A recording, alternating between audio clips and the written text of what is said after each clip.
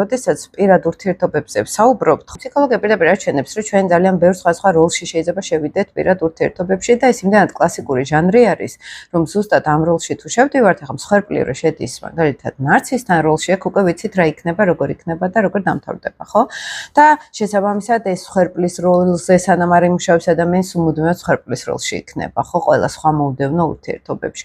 მაგრამ ამის მიღმა არის კიდევ ასტროლოგიური პირადი რუკა, რომელიც გაცილებით უფრო სიღრმისეულად მეუბნება რა ხდება ურთიერთობაში.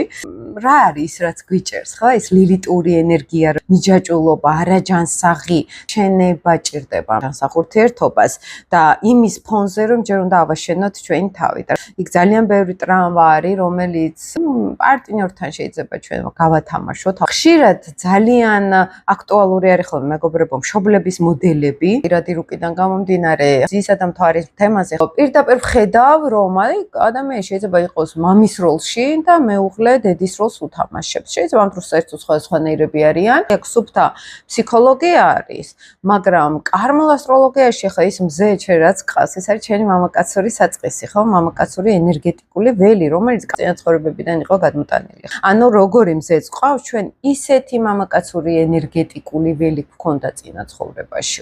ასე რომ კარმულ ასტროლოგიაში როგორიც არის დედა და მამა, ჩვენ ვიყავით წინაცხოვრებაში ეგეთები. ან ესეთი ველი გვქონდა ენერგეტიკული, ესეთი ხასიათი გვქონდა. ჩვენ ვეჯახებით ჩვენ წარსულმეს. ეხლა ჩვენ უნდა ვიყოთ ამ როლში, რომ ვიგრძნოთ ეს რა არის, რომ მეორედ აღარ გავიმეოროთ. ძალიან მარტივად რო გითხრათ, კარმა ზოგადად ესე მუშაობს. არის რაღაც სამყაროს კანონები და ამ სამყაროს კანონებთან ჩვენ გვიწევს მორგება და პასუხის გებლობის აღება.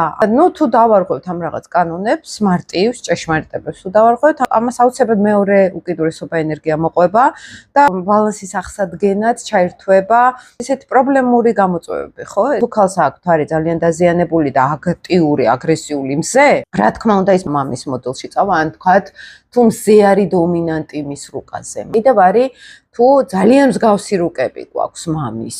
სატურნი, მზე, მაგალითად, ან ასპექტები ზუსტიან, აი რაღაცნაირად ძალიან გავს მამის რუკას, მანდაც მივდივართ მამის ენერგეტიკაზე, ხო?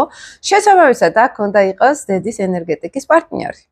და შესაბამისად, რაც კი რამე მათთან ურთიერთობაში პრობლემა იყო, ჩვენთან მოდის. ეხლა მე ჯანსაღ ნორმალურ პირად ურთიერთობას გეუბნებით, იქ ყოველგვარი აშლილობების გარეშე, აი უბრალოდ ნორმალური ურთიერთობა თავისი სტანდარტული პრობლემებით. და წარმოიდგინეთ, ეხლა პარტნიორის რო თავისი დედი კოთი მოდის ურთიერთობაში, ან თავისი მამი კოთი და აბსოლუტური ქაოსი ხდება, ხო? პლუს ჩვენ